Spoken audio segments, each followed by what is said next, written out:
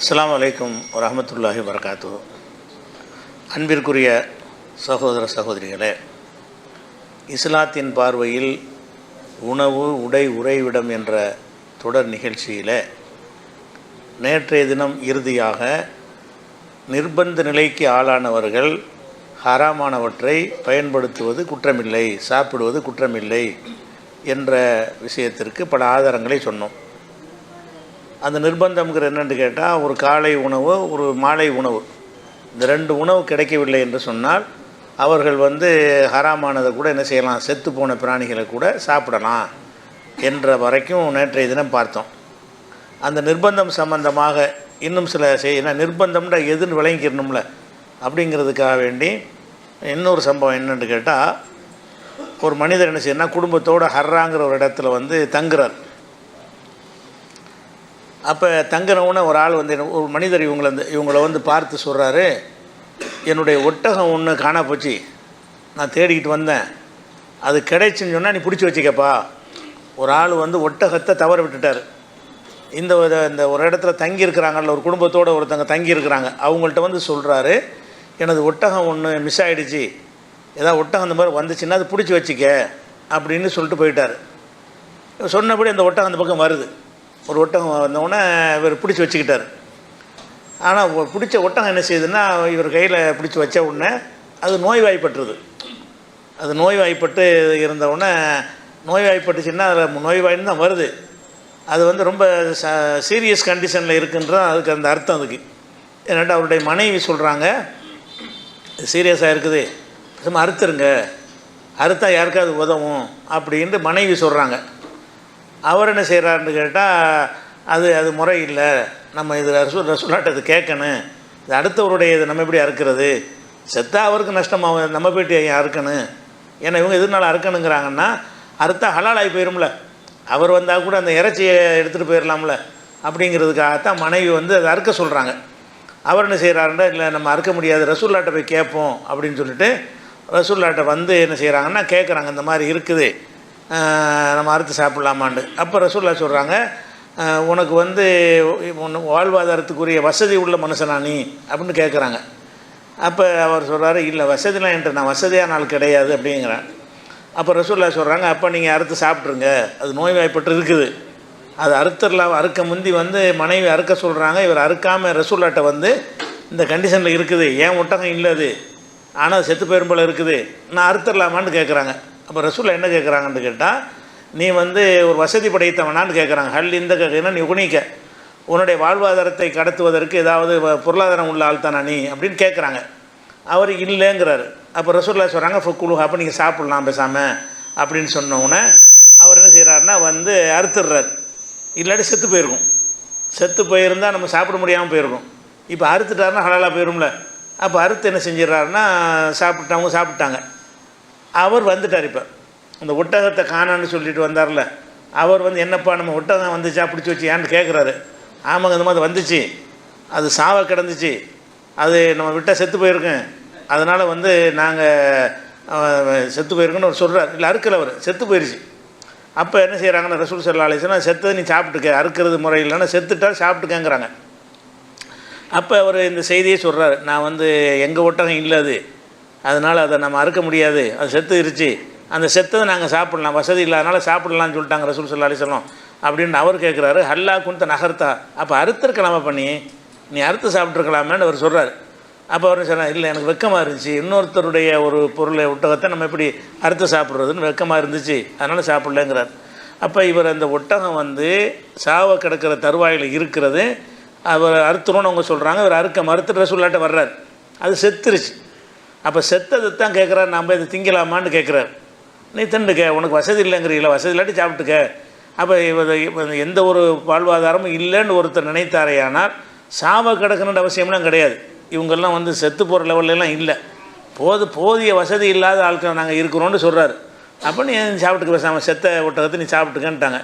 அவர் என்ன செய்கிறார், ஒட்டகத்துக்கு சொந்தக்காரர் நீ அறுத்துருக்கலாமா, அறுத்தவனை ஹலாலாக போயிருக்கும்ல, அறுத்து இறைச்சி சாப்பிட்ருக்கலாமே, இப்போ செத்தை தான் திங்கிறாங்க அவங்க, அறுத்து இருந்தால் எல்லோரும் தின்றுருக்கலாமேன்னு அவர் கேட்குறாரு. திங்கலாம், எனக்கு வெக்கமாக இருந்துச்சு, செத்ததை திங்கிறது வெக்கம் கிடையாது, அடுத்தவருடைய செத்துட்டா ஒன்றும் அவருக்கு உரிமை இல்லைல்ல, செத்துட்டா தூக்கி போட்டுருவார் அவர். ஆனால் உசுரோடு இருக்கிறத வந்து அறுத்தா வந்து அடுத்த ஆளுடைய பிராணி அறுத்த மாதிரி வந்துடும். அதை நான் விரும்பலைன்னு அவர் சொன்னார்னு வருது. நமக்கு பாயிண்ட் என்னென்னு கேட்டால், ஒரு செத்த ஒட்டகத்தை சாப்பிட்லாமான்னு ஒருத்தர் கேட்குறாரு. அப்போ ரசூலுல்லாஹ் என்ன செய்கிறாங்கன்னா ஒரு கேள்வி தான் கேட்குறாங்க, உனக்கு வாழ்வாதாரம் வச்சுருக்கிறியான்னு கேட்குறாங்க.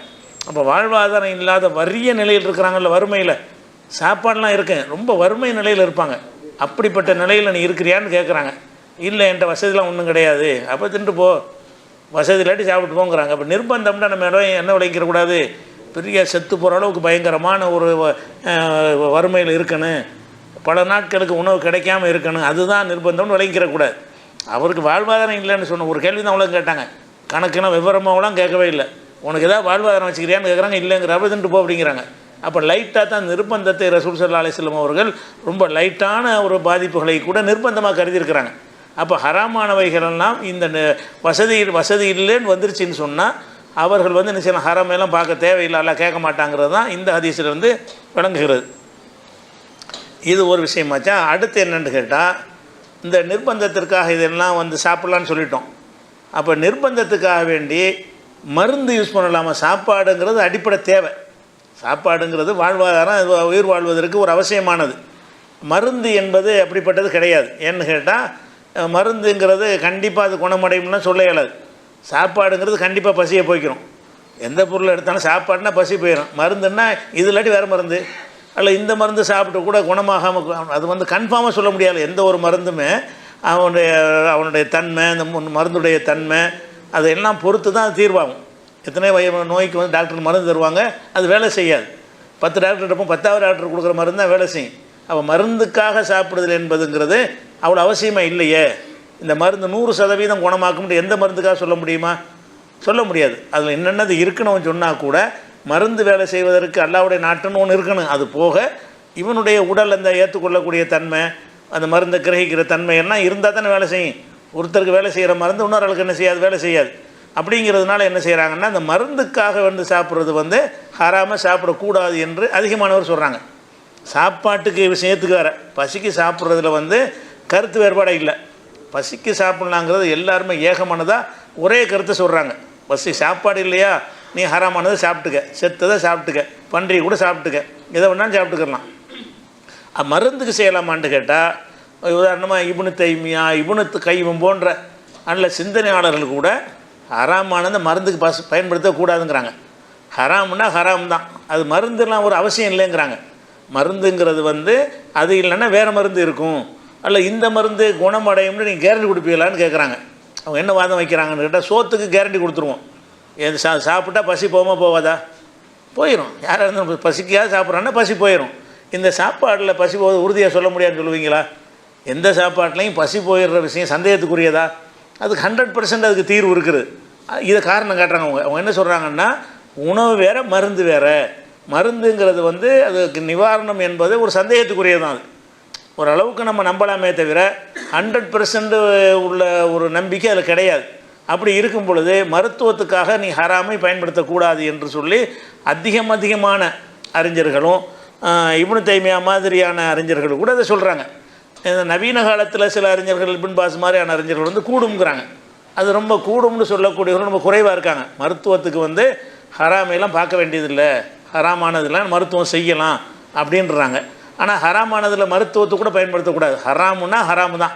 மருத்துவத்துக்காக வேண்டியது ஆல்கஹால், நம்ம மருந்துலாம் இப்போ அதிகமான மருந்துகள் வந்து ஆல்கஹாலில் தான் கலந்துருக்கும். லிக்விடாக இருந்தால், திரவமாக இருக்கிற எந்த மருந்தாக இருந்தாலும் அதில் என்ன கலந்துருப்பாங்க, ஆல்கஹால் கலந்துருப்பாங்க. அப்போ அதை சாப்பிட்லாமான்னா இவங்க கருத்துப்படி சாப்பிடக்கூடாது. ஆல்கஹால் போதைப் பொருள் கலந்துருக்கிறது அப்படிங்கிற மாதிரி உள்ள விஷயம் இருக்கிறது.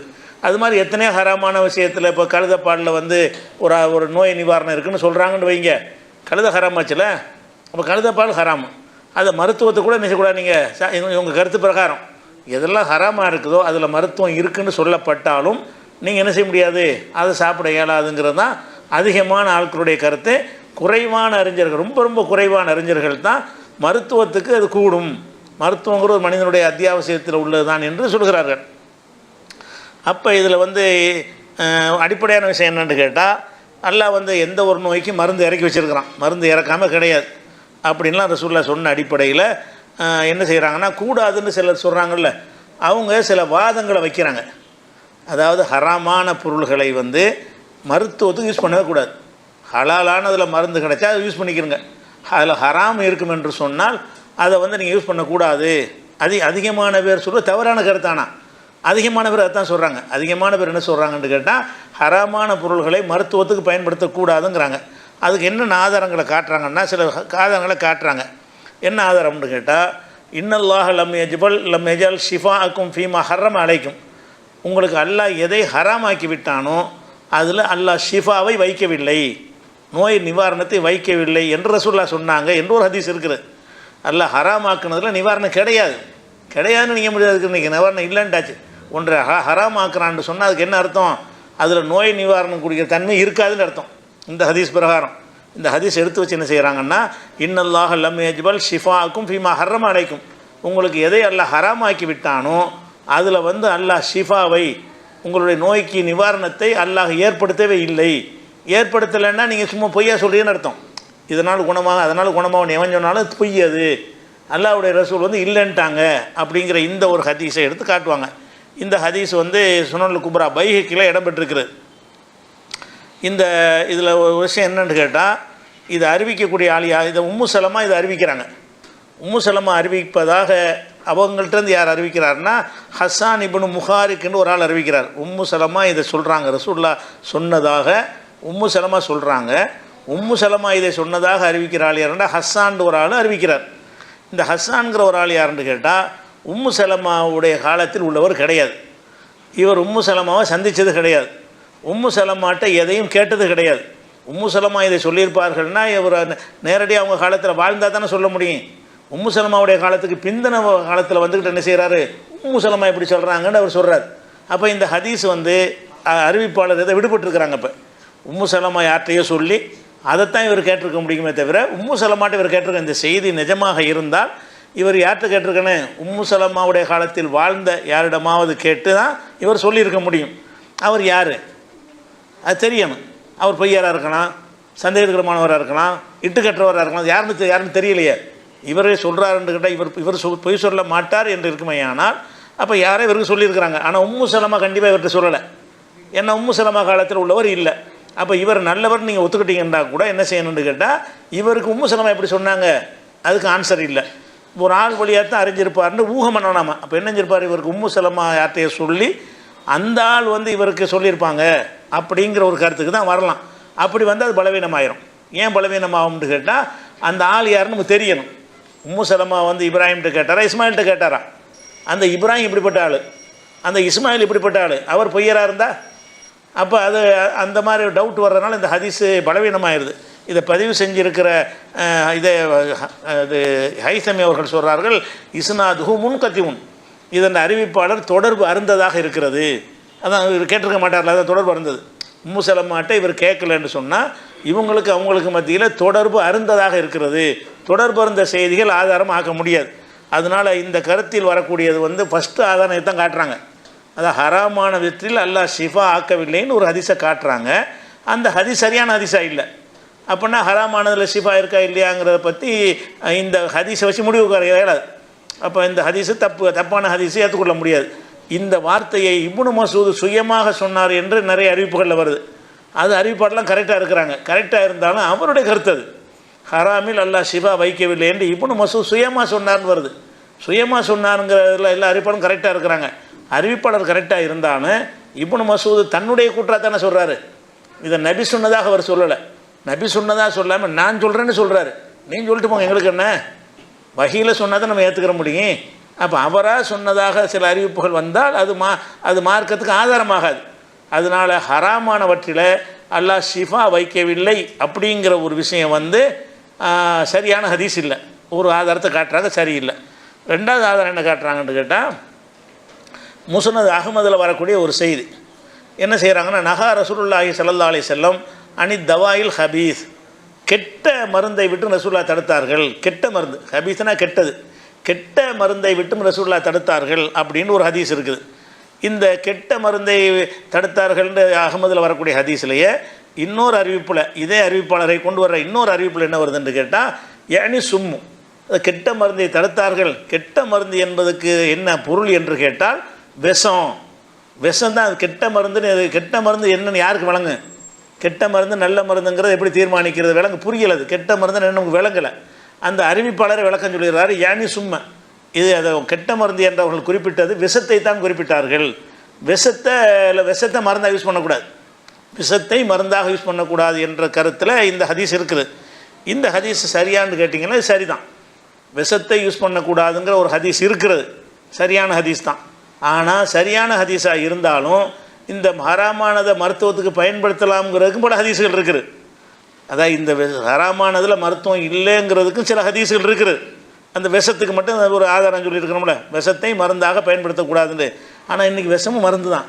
இன்றைக்கி நவீன காலத்தில் விஷம் தான் என்ன செய்யுது, ஆங்கில மருத்துவத்தில் முக்கியமான பங்கு வகிக்கிறது விஷம்தான். விஷத்தில் தான் பல இது ஆப்ரேஷன் பண்ணுறதுக்கு நேரத்துலலாம் அந்த விஷத்தை கொண்ட மருந்து தான் செலுத்துவாங்க. அப்போ தான் ரத்த ஓட்டத்தை நிப்பாட்ட முடியும்.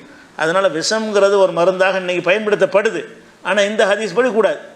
இந்த ஹதீஸில் நினைச்சிட்டாங்க ரசூல் ஸல்லல்லாஹு அலைஹி வஸல்லம் அவர்கள் கெட்ட வைத்தியம் செய்யக்கூடாதுட்டாங்க. கெட்ட வைத்தியம் என்பது விஷம்தான் அப்படின்னு இந்த ஹதீஸில் வந்துருச்சா? இது தனியாக வைங்க.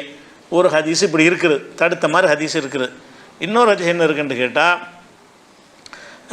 அபுதாவில் வரக்கூடிய ஹதீஸ், இன்னல்லாஹ் அன்சலத்தா வ தவா, அல்லாஹு தான் நோயையும் இறக்குறான் மருந்தையும் இறக்குறான். இது ஒரு ஹதீஸ். அல்லாஹு தான் நோயையும் இறக்குறான் மருந்தையும் இறக்குறான். ஓ ஜாலலி குல்லி தாயின் தபான், ஒவ்வொரு நோய்க்கும் ஒரு மருந்தையும் அல்லாஹ் ஏற்படுத்தி இருக்கிறான். ஃபத தாவோ, எனவே நீங்கள் மருத்துவம் செய்யுங்கள். ஆனால் வலா ததாவோ பி ஹராமின், ஹராமானதன் மூலம் மருத்துவம் செய்யாதீர்கள். அதாவது நோய்க்கு மருந்து இருக்கிறது, நீங்கள் நல்லா மருத்துவம் செய்யுங்க. மருத்துவம் செய்யாமல் இருக்க அல்லாஹ் குணமாக்குவான்னு நீங்கள் இருந்துடக்கூடாது. நீங்கள் வைத்திய ட்ரீட்மெண்ட் பண்ணணும் அப்படின்னு சொல்லிவிட்டு அதை முடிக்கும்போது எப்படி முடிக்கிறாங்கன்னு கேட்டால், வலா தாவோ பி ஹராமின், ஹராமானதை கொண்டு என்ன செய்யக்கூடாது, நீங்கள் வைத்தியம் செய்யக்கூடாதுங்கிறாங்க. இந்த ஹதீஸில் சில அறிவிப்பாளர் சரியான விமர்சனங்கள் இருந்தாலும் இது சரியானது தான். சிலர் பலவீனம்னு சொன்னாலும் அது ஏற்கத்தக்க காரணமாக இல்லை. இதன் அறிவிப்பாளர் சரியாக தான் இருக்குது. அப்போ இந்த ஹதீஸ் பிரகாரம் மருத்துவம் செய்யலாம், ஹராமாக இருக்கக்கூடாது. ஒரு ஹதீஸு விஷத்தை மருத்துவது பயன்படுத்தக்கூடாதுன்னு ஒன்று வந்துருச்சு. அது சரியான ஹதீஸு. இன்னொரு ஹதீஸ் என்னென்னு கேட்டால், நீங்கள் ஹராமை கொண்டு வைத்தியம் பண்ணாதீர்கள். ஹராமில் அல்லாஹ் ஷிஃபாவை வைக்கலைங்கிறது பலவீனமான ஹதீஸ். ஹராமானதில் அல்லாஹ் ஷிஃபாவை ஏற்படுத்தலைங்கிறது சரியான ஹதீஸ் கிடையாது. ஆனால் இந்த கட்டளை சரியான ஹதீஸ். உலாத்த தாவோ பி ஹராமின், ஹராமானதை மருத்துவத்துக்கு பயன்படுத்தாதீர்கள் அப்படிங்கிற ஒரு ஹதீஸு இருக்குது. அப்போ இந்த ஹதீஸ் என்ன விளங்குது, ஹராமானதை மருத்துவத்துக்கு யூஸ் பண்ணக்கூடாது. அந்த கருத்தில் உள்ளவங்க இதெல்லாம் ஆதாரமாக காட்டுறாங்க. ஹராமானதை மருத்துவத்துக்கு பயன்படுத்தக்கூடாதுன்னு ஒரு லாஜிக்காக சில வாதங்களையும் வைத்துவிட்டு எங்களுக்கு சார்பாக ஹதீஸ்களும் இருக்கிறது அப்படின்னு எடுத்து காட்டுறாங்க. இந்த ரெண்டு ஹதீஸ் ஆச்சு, ரெண்டு விஷயமாச்சு. இன்னொரு ஹதீஸ் என்னன்னு கேட்டால், இதை நம்ம ஏற்கனவே சொல்லியிருக்கிறோம்.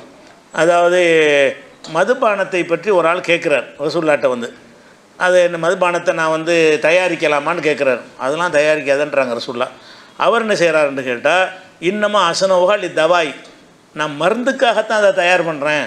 ஸோ மதுபானத்தை தயாரித்து மதுவாக விற்கிறதுக்கு நான் ரெடி பண்ணலை, அதை மருந்து தயார் பண்ணுவதற்கு தான் நான் அதை ரெடி பண்ணுறேன் அப்படின்னு சொல்கிறார். அப்போ ரசூலுல்லாஹ் சொல்கிறாங்க, இன்னஹு லைஸ பி தவாயின், அது மருந்து அல்ல, உலாக்கின்னஹு, அதுவே நோய் தான், நீ அதில் மருந்து செய்கிறங்கிற மருந்துக்கு வேலை கிடையாது அப்படின்ட்டாங்க. அப்போ இந்த மருத்துவத்துக்காக மதுவை பயன்படுத்தலான்னு சொல்கிறாரு. மருத்துவத்துக்குன்னா செஞ்சுக்கிற ரசூலுல்லாஹ் சொல்லணும்ல. ஹராமானதில் வைத்தியம் செய்யலாமா இருந்தால், நீ ஹராமாக இருந்துட்டு போகுதுப்பா, நீ மருந்து தானே செய்ய போகிற அப்படின்னு சொல்லாமல் என்ன செய்கிறாங்கன்னு கேட்டால், அது நோயே, அது நோய் தானே தவிர அது நோய் நிவாரணமாக தரக்கூடிய மருந்து கிடையாதுன்ட்டாங்க. அப்போ மதுவில் நீங்கள் மருத்துவம் செய்கிறது தடுத்துட்டாங்க. மது ஹராமானது தான், மருத்துவத்துக்காக கூட நீ அதை யூஸ் பண்ணக்கூடாதுன்னு தடுத்துட்டாங்க. இந்த ஹதீஸ் முஸ்லீமில் வருது. இதுவும் சரியான ஹதீஸ். அப்போ சரியான ஹதீஸ் 3 இருக்குது. ஒன்று இது கெட்ட மருந்து பயன்படுத்தாதீங்க, விஷத்தை பயன்படுத்தாதீங்கன்னு ஒன்று, ஹராமானதை கொண்டு வைத்தியம் பண்ணாதீர்கள் இன்னொன்று நான் மருத்துவத்துக்காக வேண்டி மதுவை பயன்படுத்தலாமான்னு கேட்கும் பொழுது பயன்படுத்தக்கூடாது, அது மருந்தல்ல, அதுவே நோய் தான் இப்படிங்கிறது முஸ்லீமில் வரக்கூடிய ஹதீஸ். இதெல்லாம் போட்டுறாங்களா? அதே மாதிரி இன்னொரு 3 ஹதீஸ் சொல்லிட்டாங்க. 4வது ஆதாரம் என்ன சொல்கிறாங்கன்னு கேட்டால், ஒரு மருத்துவர் ரசூலுல்லாஹ்ட்ட மருந்தில் நான் தவளையை முதல்ல சொல்லியிருக்கிறது, தவளையை மருந்தில் சேர்த்துக்கிறேன்னு சொல்லி என்ன செய்வார், அவர் கேட்பார். அப்போ ரசூலுல்லாஹ் என்ன செய்வாங்கன்னு கேட்டால், அப்போ நஹா ரசூலுல்லாஹி ஸல்லல்லாஹு அலைஹி வஸல்லம் கத்லிஹி, தவளையை கொல்லக்கூடாது, மருந்துக்கு தான் செய்கிறேங்கிறார். மருந்துக்குன்னா அடித்து சாவடிச்சிக்கன்னு சொல்லலை. நான் தவளையை மருந்துக்காக கொள்ளலாமான்னு அவர் கேட்குறாரு. மருந்துக்காகவோ எதுக்காகவோ கொல்லக்கூடாது, தவளையே கொல்லக்கூடாதுன்ட்டாங்க. அப்போ தவளைங்கிறது வந்து தடுக்கப்பட்ட நம்ம ஹராமான ஒன்றாக இருக்கிறதுனால அந்த தவளைங்கிறத வந்து நம்ம மருந்துக்கு பயன்படுத்தலாமாண்டா அப்போ அவங்க கூடாதுங்கிறாங்கல்ல, அவங்களுக்கு சார்பாக அந்த ஹதீஸ் இருக்குது. ஆமாம், அது கொல்லக்கூடாதுன்னு எப்படி நீங்கள் பயன்படுத்துவீங்க, மருந்துக்காக தானே கொல்றன்னு அவர் கேட்குறாரு. அவர் கேட்டதே என்னென்னு கேட்டால் ஜக்கர லிஃப்தான் ஃபி தவாயின், இந்த ரசூல்லா முன்னாடி வந்து ஒரு மருந்து தயாரிப்பதற்கு தவளையை நான் பயன்படுத்தலாமான்னு தான் கேள்வியை. திங்கிறதுக்கு பிரியாணி செய்யலாமான்னு அவர் கேட்கல, தவளையை வந்து ஒரு மருந்துக்கு நான் பயன்படுத்தலாமான்னு கேட்குறாரு. அப்போ ரசூல்லா என்ன செய்கிறாங்கன்னா தவளையை கொல்லக்கூடாதுன்னு நடத்த மருந்து பயன்படுத்தக்கூடாது, அந்த மருந்துக்கோ சாப்பிட்றதுக்கோ டோட்டலாக பயன்படுத்தக்கூடாதுன்ட்டாங்க. அப்போ இது சாப்பிட்றதுக்கு நான் செய்யாதப்பா, மருந்துக்கு நான் செய்யணும்னு சொல்லணும்ல. தடுக்கப்பட்டது நான் ஒரு மருந்து தன்மை இருக்க போய் தான் நான் கேட்குறாரு. எதுக்கு அந்த கேள்வி கேட்குறாருன்னா தவளையில் என்னமோ அதில் ஒரு மருத்துவ குணம் இருக்குதுன்னு அவர் விளங்கி அவருடைய பாரம்பரிய முறையில் கற்ற வைத்தியத்தின் பிரகாரம் தான் அது கேட்குறாரு. அந்த தவளையை போட்டு செஞ்சால் இந்த நோய் குணமாகும்னு ஏதோ அந்த காலத்தில் இவர் படித்த மருத்துவத்தில் இருந்திருக்கும். பாரம்பரியமாக படிக்கிறதான மருத்துவம், இவர் படித்த மருத்துவத்தில் அப்படி விளங்கியிருப்பார். அதான் கேட்குறாரு, தவளையை வந்து நான் மருந்துக்காக வேண்டி நாங்கள் யூஸ் பண்ணுவோம், அது மாதிரி நாங்கள் செய்யலாமா அப்படின்னு கேட்குறாரு. அப்போ ரசூல் என்ன செய்கிறாங்கன்னா செய்யக்கூடாது, கொல்லக்கூடாது. அப்போ இதெல்லாம் என்ன காட்டுதுன்னு கேட்டால் இது வந்து கூடாதுன்னு விளங்குது. இந்த 4 ஆதாரங்கள் மொத்தமாக 4 தான் காட்டுவாங்க, மொத்தமே ஆதாரங்களாக அந்த 4 தான் காட்டுவார்கள். இந்த 4ல் என்ன வருதில்ல, ஒன்றில் வந்து விஷத்தை கொண்டு மருத்துவம் செய்யாதீங்க, ஒன்றில் ஹராமை கொண்டு மருத்துவம் செய்யாதீங்க, ஒன்று வந்து மதுபானத்தை கொண்டு மருத்துவம் செய்யாதீங்க, ஒன்று மருத்துவத்துக்காக தவளையை கொள்ளாதீங்கன்ற 4 கருத்து தான் மொத்தமே இருக்குது. பொதுவாக ஒரு விஷயத்தை என்ன செய்வாங்கன்னா ஹராமுன்னு வந்துருச்சுன்னு ஒரு பொது விதி ஒன்று, பொதுவில் ஹராம் ஆகிட்டான்ல மர எண்ணத்தை போட்டு ஹராமில் பண்ணுறதுன்னு ஒரு பொதுவானதை வைத்துக்கொண்டு மருத்துவத்துக்கு விதி கொடுக்கலாம்னு பார்த்தீங்கன்னா மருத்துவத்துக்கு தானே கூடாதுன்னு இருக்கிறாங்க, மருத்துவத்துக்கு தான் ரசூல் ஸல்லல்லாஹு அலைஹி வஸல்லம் கூடாதுன்னு சொல்லியிருக்கிறாங்கங்கிற ஒரு விஷயமாக இந்த 4 ஹதீஸ் வருது. இந்த 4 ஹதீஸுகள் மட்டும் இருந்து இதற்கு மாற்றமாக ஒரு ஹதீஸுகளை இல்லை என்று சொன்னால் இதுதான் முடிவு. இந்த 4 தான் இருக்குது, இது எதிராக சொல்லக்கூடிய கருத்துக்கள் இல்லை அப்படின்னு சொன்னால் என்ன செய்வோம், ஒரே முடிவுக்கு வந்துடுவோம். ஆனால் இந்த ஹராமானதை மருத்துவத்துக்கு பயன்படுத்தலாம்ங்கிறதுக்கு பல ஹதீஸுகள் இருக்குது. இதில் 4 இருந்து அதுக்கு அதோட ஜாஸ்தியாக இருக்குது.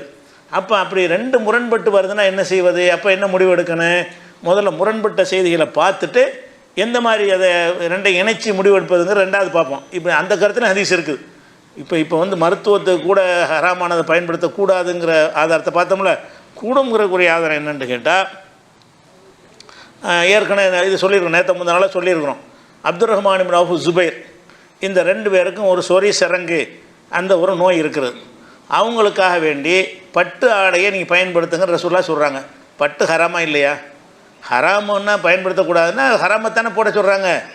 பட்டு இல்லாமல் வேறு மென்மையான சால்வையை போட்டுக்க, வேறு என்னத்தையாவது போட்டுக்க அப்படிங்கிற மாதிரி சொல்லாமல் ஒரு சொறி சிரங்குங்கிறது ஒரு நோய் தான்.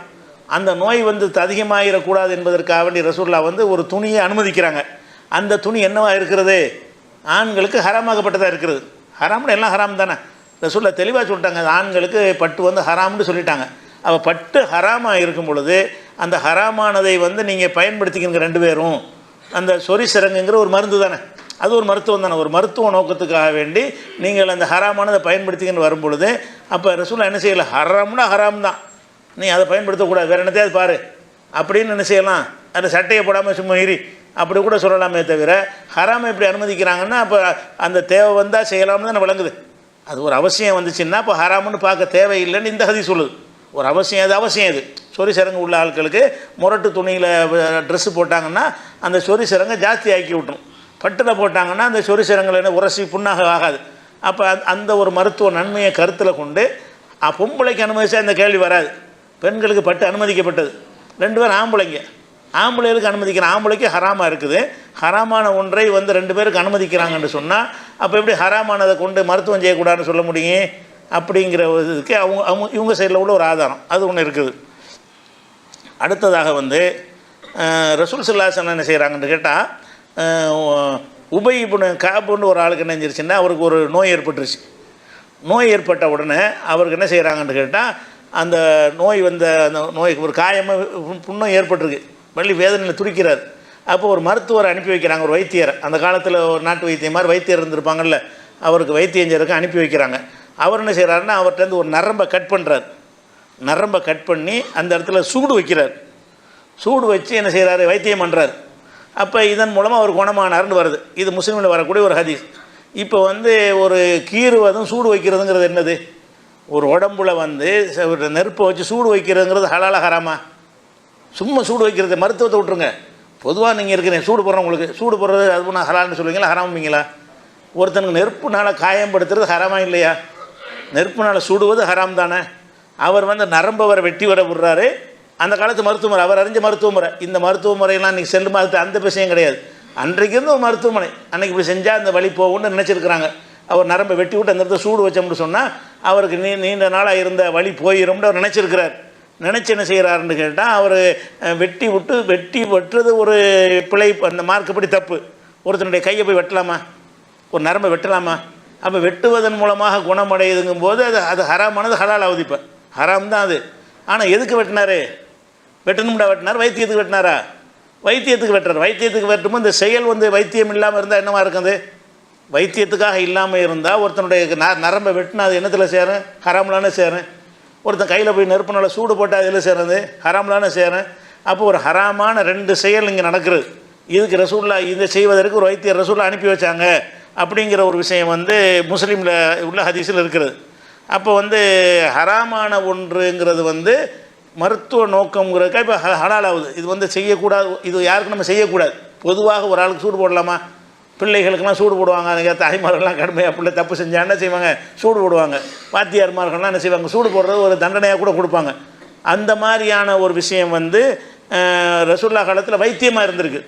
அப்போ ரசூல்லா நினைஞ்சிருப்பாங்க, ஹராமா என்ன வைத்தியம் ஒன்று சொல்லிட்டு சூடு போடுறீங்க, ஒருத்தனை சூடு போடலாமா, என்ன செய்கிறீங்க, ஹராமான செயல் எப்படி செய்கிறேன்னு கேட்கல. அந்த ஹராமான அந்த செயல் வந்து ஒரு வைத்தியமாக இருக்கும் என்று சொன்னால் அதில் வந்து சூடு போடுறோன்னு நம்ம பார்க்கக்கூடாது. நிவாரணத்துக்கு தானே போடுறான், ஒரு மருத்துவமாக தான் நம்ம பார்க்குறான். சூடு போட்டு உங்களை வேதனைப்படுத்துறதுக்காக செய்கிறான், உங்கள் வேதனையை குறைப்பதற்கு தானே செய்கிறான். அப்படிங்கிறதுனால தான் ரசூல் ஸல்லல்லாஹு அலைஹி வஸல்லம் அவர்கள் அந்த சூடு போடுற ஒரு விஷயத்தை அலோவ் பண்ணுறாங்க. அப்போ இதனாவது ஹராம், இந்த நிவாரணம் இருக்கும் என்றால் ஹராமும் பார்க்க தேவையில்லை. இதில் விளங்குது. அதில் வந்து ஹராமை பயன்படுத்தக்கூடாதுன்னு விளங்குன மாதிரி இந்த ஹதீஸிலேருந்து நமக்கு ஒரு நிவாரணம் இருக்கும் என்று சொன்னால் அதில் வந்து அந்த என்ன ஹராமை அடிக்க திட்டுறான் இருக்கிறான் வெட்டுறான்னு பார்க்க. ஆப்ரேஷன் அப்படி உள்ளது தானே. கத்தியால் ஒருத்தனை கிழிக்கிறதுங்கிறது என்னது? அது தவறான ஒரு செயல் தானே. ஆப்ரேஷனாக இல்லாமல் இருந்தால் அவனை வைத்து கிழிக்கலாமா? ஒருத்தனை வைத்து கிழிச்சு ஆப்ரேஷன் பண்ணுறீங்களா? அது என்னது? கத்தியால் வைத்து கிழிக்குதல்ங்கிறது என்னது? ஹலாலா ஹராமா? அது ஹராம் தானே. அந்த ஹராமை வந்து இப்போ செய்யலாமான்னு கேட்டால் இதன் பிரகாரம் செய்யலாம். ரசூல் அனுமதிச்சின் பிரகாரம் என்ன செய்யணும்? ஆப்ரேஷன் பண்ணலாமான்னு கேட்டால் அது ஆப்ரேஷனுங்கிறது ஹராம் தான். அது வைத்தியமாக இல்லாட்டி ஹராமாயிரும்ல. வைத்த ஒருத்தர் கிழிக்கிறோம், டாக்டராக இல்லாமல் வேறு ஒருத்தர் கிழிச்சா என்ன செய்வீங்க? கேஸ் போட்டுருவீங்கல்ல. அப்போ அது பெரிய குற்றமாக தானே கருதுவீங்க. அப்போ எதனால் அது ஹலால் ஆகுது? அவர் மருத்துவத்துக்கு அது செய்கிறார், வைத்தியத்துக்காக செய்கிறார். ஹராமான ஒரு செயல் தான் அது. அப்போ ஹராமான செயலாக இருந்தாலும் என்ன செய்கிறாரு? மருத்துவத்துக்கு செய்யும் பொழுது அது ஹராம் இல்லைன்னு ஆகுது. அந்த மாதிரி விஷயத்துக்கு இந்த ஹதீஸ் ஆதாரமாக இருக்குது. நரம்பை வெட்டி சூடு போடுறாருல, அந்த மாதிரி தான் என்ன செய்கிறாங்கன்னா இன்றைக்கி அடுத்த செய்கிறாங்க. அப்போ இது ஒரு ஆதாரமாக காட்டுறாங்க. அதே மாதிரி வந்து இதே விஷயத்தை அவருக்கு அஹ்ஸாபுடைய யுத்தம் இருக்குல்ல, அகழ்போர், அப்போ தான் இவருக்கு அந்த காயம் ஏற்பட்டு வலி ஏற்பட்டது. அப்போ தான் ரசூல்லா என்ன செஞ்சாங்க? இதில் வந்து ஒரு வைத்தியர் அனுப்புனார்னு வருதில்ல, அனுப்புனார்னா வைத்தியர் என்ன செஞ்சார் ரசூலுக்கு தெரியாதுல்ல. அப்படி கூட ஒரு பதில் சொல்லுவாங்க. ஒரு வைத்தியர் அனுப்பி வச்சுருக்கிறாங்க, அவர் போய் அறுத்து சூடு போட்டு ரசூலுக்கு தெரியாது, இப்போ வைத்தியம் பண்ணுவாங்கன்னு அனுப்பி வச்சேன். அப்படி தான் அந்த ஹதீஸில் விளங்குது. ஒரு வைத்தியர் அனுப்பி வைத்தார்கள், அந்த வைத்தியர் இதை செஞ்சார்னு தான் வருது. ரசூல்லா முன்னிலையில் அது என்ன சொன்னாங்கன்னு வரல. அந்த வைத்தியர் நான் இன்னது செய்ய போகிறேன்னு ரசூல்லாட்ட சொல்லலை அப்படின்னு ஒருத்தர் பதில் சொல்லலாம். அதுக்காக வேண்டி அது அந்த கருத்து இல்லைங்கிறதுக்காக முஸ்லீமில் இன்னொரு ஹதீஸ் என்ன வருதுன்னு கேட்டால், இதே சம்பவத்தை வந்து இப்போ கவாஹு ரசூலுல்லாஹி ஸல்லல்லாஹு அலைஹி வஸல்லம் உபய் இப்னு கஅப் அவர்களுக்கு இந்த மாதிரி வரும்பொழுது ரசூலுல்லாஹ் அவருக்கு சூடு போட்டார்கள். அவங்க அங்கீகரிச்சானால் அவங்க போட்டாங்கன்னு வருது, அவருக்கு சூடு போட்டார்கள்னு வருது. இந்த வைத்தியத்துக்காக வேண்டி, அந்த வேதனையை குறைப்பதற்காக வேண்டி சூடு போட்டு நினைஞ்சிருக்கிறாங்க, வேதனையை குறைச்சிருக்கிறாங்கன்னு வருது. அப்போ அவருக்கு வந்து ரசூலுல்லாஹ்வுக்கு தெரிஞ்சு தான் நடந்திருக்குது. இதை வைத்தியர் என்ன செய்வார்னு தெரியாமல் இருந்தால் ரசூலுல்லாஹ் சூடு போட்டார்னு சொல்லுவாங்களா? சூடு போட்டார்கள் ரசூலுல்லாஹ் மேலே சம்மந்தப்படுத்துறது அவங்கள இதை செஞ்சுருக்கணும், அல்லது அவங்களுடைய ஆர்டரில் நடந்திருக்கணும். அவங்களுடைய உத்தரவு பிரகாரம் நடந்திருந்தால் கூட அவங்க செஞ்சாங்கன்னு சொல்லலாம். அந்த ரெண்டு அர்த்தத்தை நீங்கள் கொடுக்க முடியும். அதனால் இது ரசூலுல்லாஹ்வுக்கு தெரிஞ்சே தான் நடந்திருக்கிறது. ரசூலுல்லாஹ்வுடைய அனுமதியோடு அங்கீகாரத்தோடு நடந்திருக்குன்னு வச்சு பார்க்கும் பொழுது அப்போ ஹராமானதில் வைத்தியம் செய்கிறதுங்கிறலாம் ஒன்றும் கிடையாதுங்கிறத இதை பார்க்குறோம். அதே மாதிரி வந்து இன்னொரு ஹதீஸ் அதே வந்து முஸ்லீமில் தான் வருகிறது. சாத் இப்னு முஆத் என்பவருக்கு இந்த மாதிரி நினைஞ்சிருக்கு, ஒரு காயம் ஏற்பட்டிருக்கு. அப்போ ரசூலுல்லாஹ் நினைஞ்சாங்கன்னா அவர் கத்தி எடுத்து அதை நரம்பு வெட்டி விட்றாங்க. ரசூலுல்லாஹ்வே நினைஞ்சிருக்காங்க, வெட்டி விட்றாங்க. அதுக்கப்புறம் மறுபடியும் வீங்கி போயிடுச்சு, மறுபடியும் வெட்டி போடுறாங்க. அப்போ வெட்டி விட்டு என்ன செஞ்சோம்னா அதுக்கு பிறகு அந்த குணமாயிடுச்சு. ஏதோ ஒன்று பழுத்து போய்ட்டு அந்த இது பண்ணிக்கணும்ல, பழுத்துரும்ல, அது போய் வெட்டி விட்டோம்னா சீல் செலம்லாம் வெளியே வந்துடும்ல, அந்த மாதிரி ஒரு விஷயந்தான் செஞ்சுருக்கிறாங்க. அப்போ இது முஸ்லீமில் வரக்கூடிய ஒரு ஹதீஸ். அப்போ இதன் பிரகாரம் என்ன செஞ்சுருக்காங்கன்னா, ஒரு ரசூலுல்லாஹ் ஒரு கத்தி எடுத்து உடம்புல கீறி விட்டுருக்கிறார்கள். கீறி விட்றதுங்கிறது பொதுவாக செய்யக்கூடாது. மருத்துவத்துக்கு ஒருத்தனை கையில் சீல் வச்சிருச்சுன்னு வர்றான், சீல் வச்சிருச்சுங்கிற மறந்துட்டு நீ கத்தி எடுத்து அறுத்து விட்டாதுக்கு பேர் என்ன? ஒருத்தன் கையை ஒன்று அறுக்கலாமான்னு அறுக்கக்கூடாது. இப்போ ஏன் அறுத்தீங்க? அது மருத்துவத்துக்கு அறுத்தேன். மருத்துவத்துக்கு அறுத்தால் அது இல்லை அறுத்தான்னு நீங்கள் கேட்குற அதுக்கு அந்த செயல் தப்பான செயல் தான். ஒருவனுடைய உடம்பில் கீறி காயப்படுத்தல் என்பது அதில் உள்ள சீல் சிலத்தை வெளியேற்றுவதற்கு இருக்குமே, ஆனால் அது மருத்துவத்தை செஞ்சாங்கன்னு வந்துடும். அந்த மருத்துவ நோக்கம் இல்லை என்று சொன்னால் இது என்ன செயல்? இது ஒருத்தன் கையை போட்டு வெட்டுறதுங்கிறது என்னது? கீறி விட்றதுங்கிற என்னது? குற்றம் தானே அது. அப்போ அதை ரசூல்லாவே அவங்களே செஞ்சுருக்கிறாங்க. அவருக்கு சாத் இப்னு முஆத் என்பவருக்கு ரசூல்லா அணிஞ்சிருக்கிறாங்க. அந்த குப்பளை மாதிரி காயப்பட்டு சீல் செலம் வச்சிரும்ல, அந்த மாதிரி வரும்போது கீறி விட்றாங்க. மறுபடியும் வச்சிருச்சு, கீறி விட்றாங்கன்னு வருது. அப்போ கீறி விடுதலுங்கிற கீறி விட்றது நம்ம எப்படி கத்தினால அடுத்தவன் இப்படி கீறுறது? அவன் உடம்புக்கு அவன் தானே சொன்ன அப்படின்னு ரசூல்லா நினச்சாங்களா? மருத்துவம்னா அதை பார்க்காத அப்படின்னு தானே பார்க்குறாங்க. மருத்துவத்தில் அதை நம்ம பார்க்க தேவையில்லைங்கிறதுக்கு இந்த ஒரு விஷயத்தை என்ன செய்யலான்னா நம்ம பார்த்துக்கலாம். அதே மாதிரி ரசூல்லா என்ன செய்கிறாங்கன்னு கேட்டால், மருத்துவத்தை பற்றி மக்களுக்கு அந்த காலத்தில் உள்ளது. இந்த மருத்துவத்தையெல்லாம் நம்ம ரசூல்லா செஞ்சதெல்லாம் நம்ம மார்க்கமாக எடுத்துக்கக்கூடாது. ரசூல் ஸல்லல்லாஹு அலைஹி வஸல்லம் சில மருத்துவங்களை செஞ்சாங்கல்ல, அதெல்லாம் வஹீல செஞ்சது கிடையாது. ரசூல்லா செஞ்ச அதே மருத்துவத்தை தான் காஃபிர்களும் செஞ்சாங்க. அந்த காலத்தில் உள்ள மருத்துவ முறை, ரசூல்லா காலத்தில் ஒரு மருத்துவம். இப்போ நம்ம காலத்தில் மருத்துவம் செய்கிறோம்னா நம்ம காலத்தில் உள்ளதை நம்ம செய்வோம். முஸ்லீம் அதைத்தான் செய்வான், முஸ்லீம் அல்லாதவன் அதைத்தான் செய்வான், யாராக இருந்தாலும் அந்த வைத்தியம் தான் செய்வோம். அந்த மாதிரி ரசூல்லாவுடைய காலத்தில் சில வைத்திய முறைகள் இருந்துச்சு. அந்த வைத்திய முறைகளை வஹீல வந்தது கிடையாது. வஹீல வந்ததாக இருந்தால் எதிரிகள் அதை செஞ்சுருக்க மாட்டாங்க, ரசூல்லா மட்டும்தான் செஞ்சுருப்பாங்க. அப்போ ரசூல்லாவுக்கு முன்னாடி அந்த மக்கள்கிட்ட ஒரு பழக்கமாக இருந்துச்சுன்னு சொன்னால் இது வஹீல அல்லாஹ் சொல்லி வந்ததில்லை, ஊர் உலகத்தில் உள்ள வழக்கத்தின்படி சிலதை அறிஞ்சு கொள்வோம், அந்த மாதிரி உள்ளது தான். அப்போ ரசூல்லாவுடைய காலத்தில் என்ன செய்யுதுன்னு கேட்டால், சில நோய்கள் வரும் பொழுது சில மருத்துவ முறைகள்லாம் இருந்துச்சு. அந்த மருத்துவ முறைகளை சொல்லும் பொழுது 3 மருத்துவ முறைகள் சிறந்த மருத்துவம் அப்படிங்கிறாங்க ரசூல்லா. 3 விதமான நிறைய நூற்றுக்கணக்கான மருத்துவம் இருந்திருக்கு அந்த காலத்தில். தேல் கடிச்சா இது செய்யணும், அது செய்யணும்னு ஒன்று சொல்லி வச்சுருப்பாங்க. அதில் 3 விதமான மருத்துவம் சிறந்த ஒரு மருத்துவம் அப்படின்னு சொல்லும்போது என்ன செய்கிறாங்கன்னு கேட்டால், இன்கான ஃபீ ஷையின் மின் அதுவியத்திக்கும் ஹைருன், உங்களுடைய மருந்துகளில் நல்லது என்று ஒன்று இருக்குமையானால் ஃபி ஷர்தத்தி மெஹஜமின் அவ் ஷர்பத்தி மின் அசலின் அவ் லதுகத்தின் பினாரின், அதாவது இந்த ரத்தம் குத்துறாங்கல்ல, ரத்தம் குத்தி எடுக்கிறது, அதில் மருத்துவம் இருக்கும், அல்லது தேன் குடிப்பதில் ஒரு மருத்துவம் இருக்கும், அல்லது நெருப்பினால் சூடு போடுவதில் மருத்துவம் இருக்குங்கிறாங்க. மருத்துவத்தில் இத்தனை மருத்துவ முறைகள்லாம் இருக்குது. இந்த மருத்துவ முறையில் ஒரு நல்லதுன்னு இருப்பேன் அவங்க கணிச்சு சொல்கிறாங்க.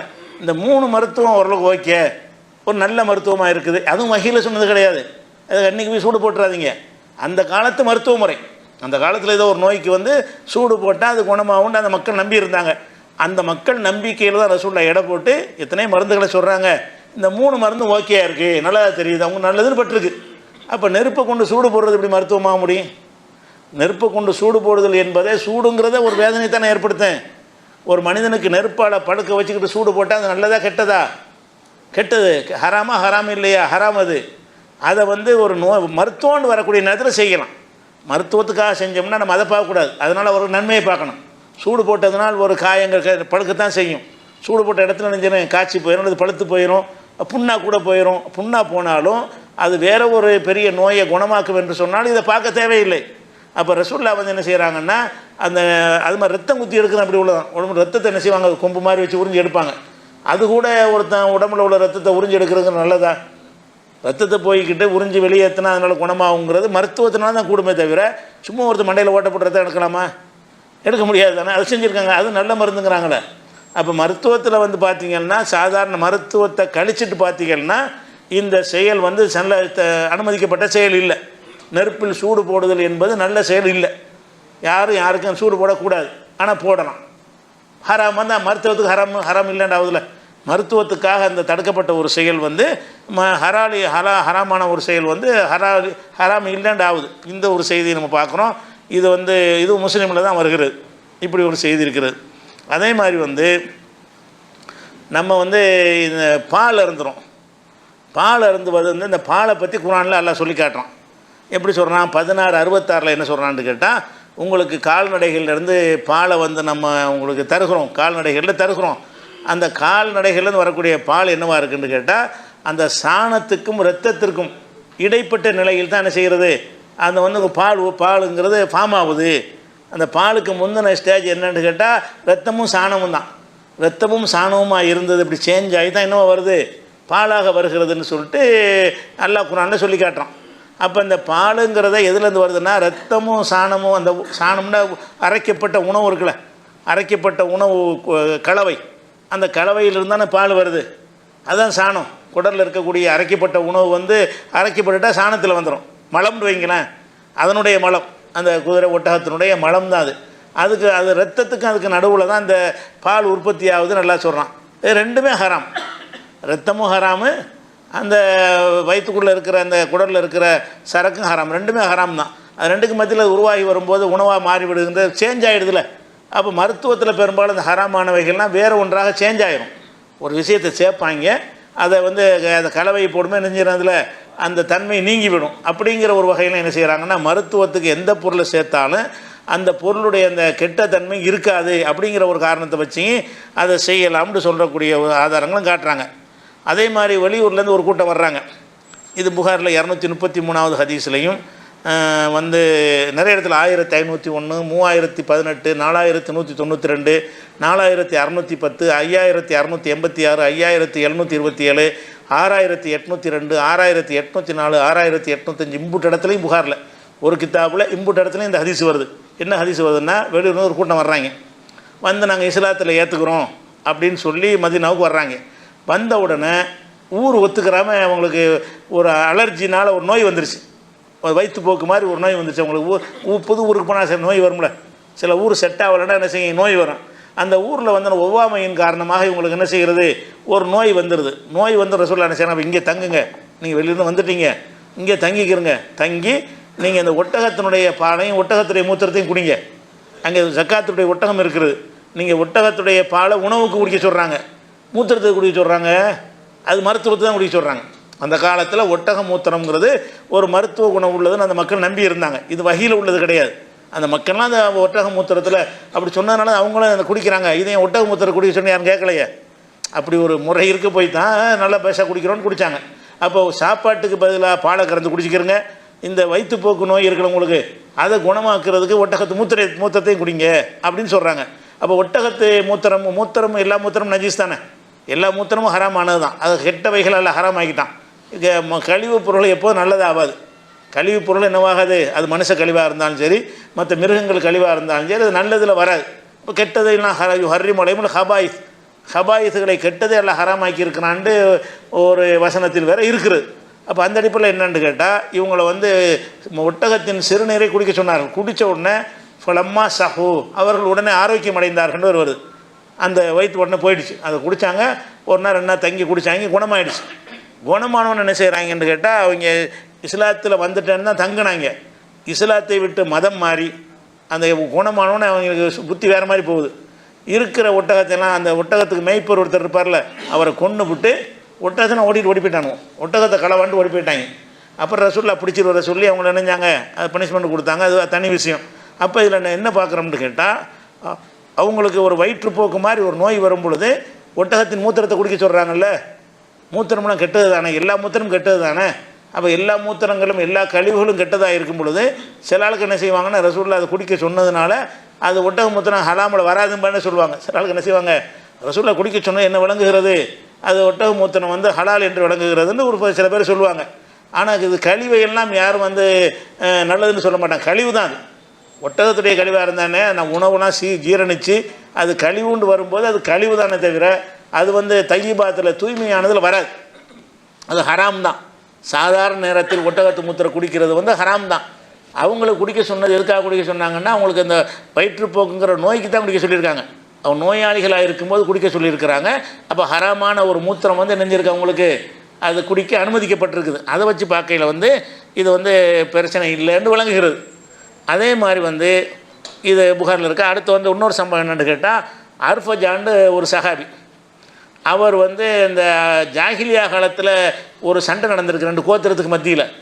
யௌமுல் கிலாபு யுத்தம்னு ஒரு சண்டை நடந்திருக்கு. அது இஸ்லாத்துக்கு சம்மந்தம் இல்லாத சண்டை, அவங்களுக்குள்ளே போட்டுக்கிட்ட சண்டை. அந்த ஜாகிலியா காலத்தில் இவரும் அந்த சண்டையில் பங்கெடுத்து மூக்கு வெட்டி விட்டாங்க.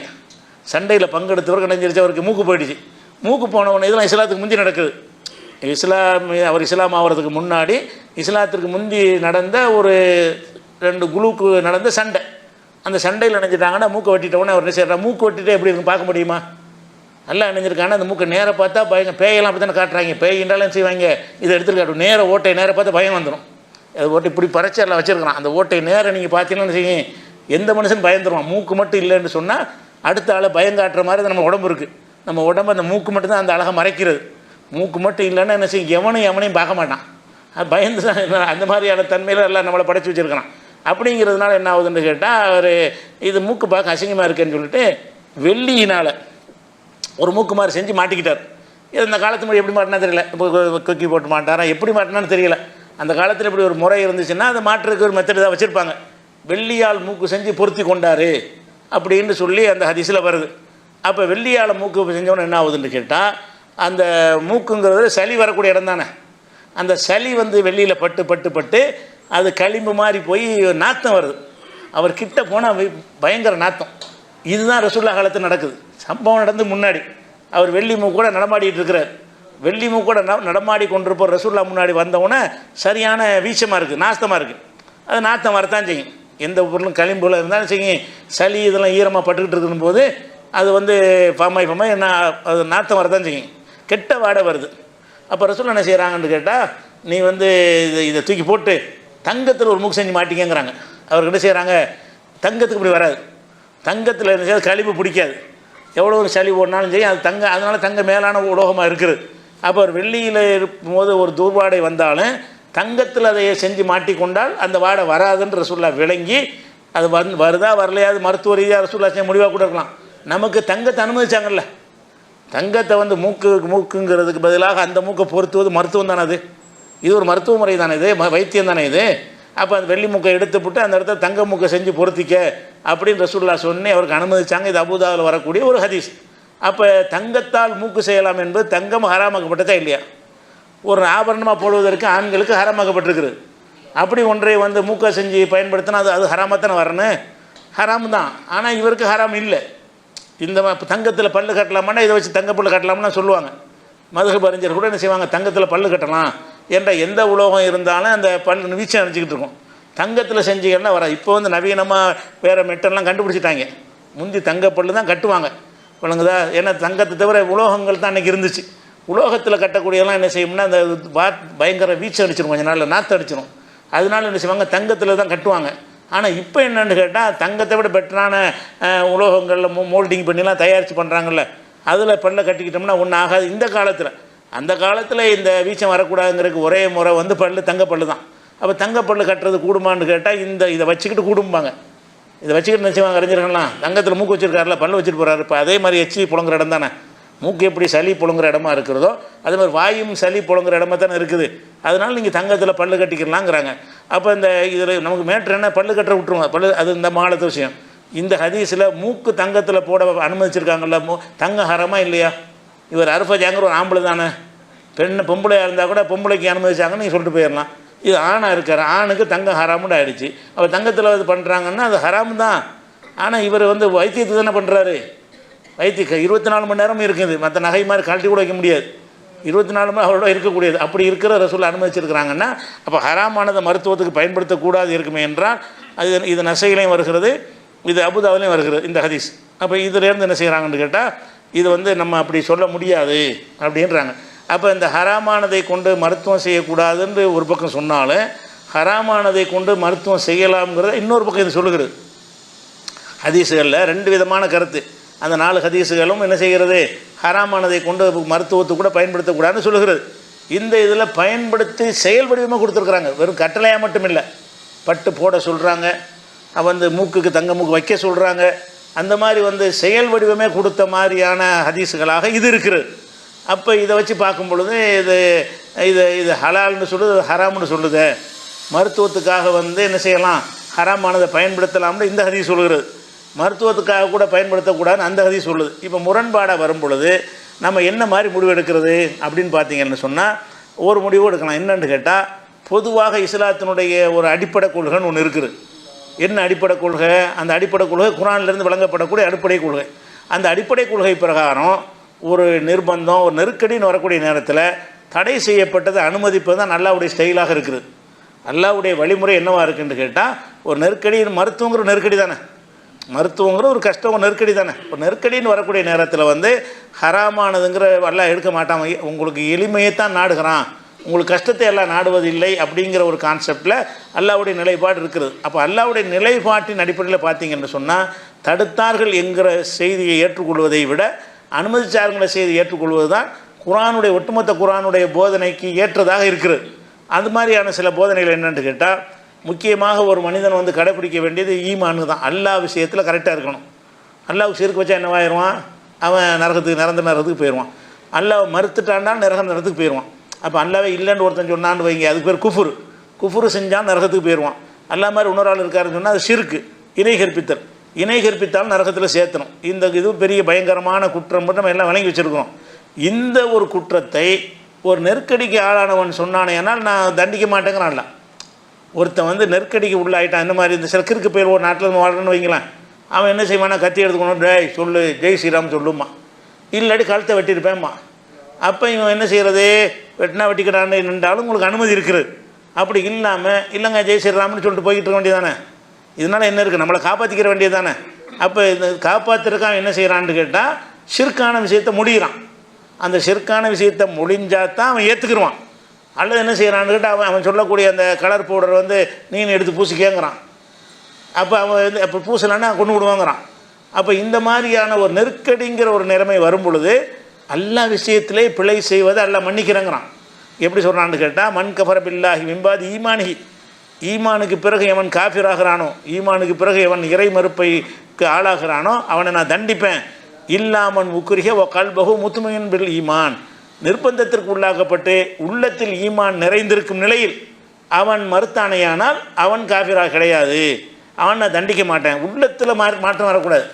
இது வந்து நீ ஜெய்ஸ்ராம் சொன்னால் போங்கடா, வெறும் வார்த்தை தாண்டா, அது அல்லா தாண்டா, இதெல்லாம் ஒன்றும் இல்லைடா அப்படின்னு மனசில் வைத்து கொண்டு அவன் சொல்லக்கூடிய வார்த்தையை நம்ம சொன்னோம் என்று சொன்னால் அல்லாவே இல்லைன்னே சொல்கிறான்.